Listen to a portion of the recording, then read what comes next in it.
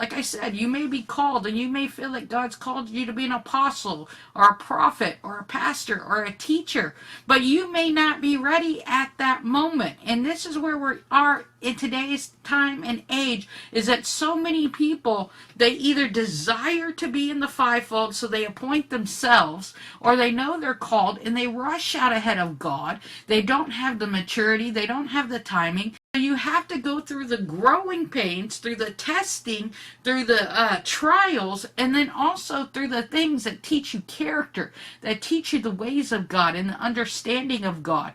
Because if you don't treat people right, God's not going to entrust you to raise up other people under you. And so there has to be a duplication process to where you're seeing, not just preaching at people and saying, look, I'm raising up leaders, I'm training up people, and you're just preaching at them. If there is no practical application where you're teaching them to walk in the things that you're walking in, how do you pray for the sick?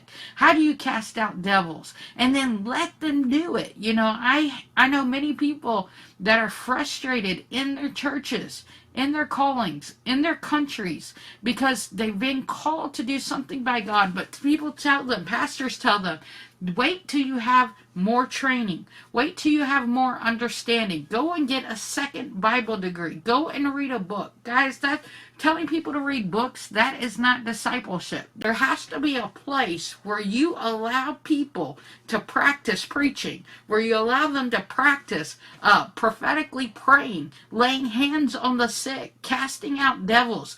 How are they going to learn if we never apply what we're telling them? But there has to be application, and then there has to be replication and duplication. And so as we're growing into maturity into those places, there will come through the process where people begin to recognize your gifting, recognize your calling, recognizing the anointing on the authority over your life. And they'll begin to say, hey, you're an apostle, you're a prophet, you're a teacher. And then there will come a moment of commissioning where other people will release you into that fivefold office to say you are officially recognized as a prophet, as a teacher, as an evangelist. And so if other people don't recognize your gifting and you're calling yourself a prophet, you need to pull back and you need to say, God, am I ready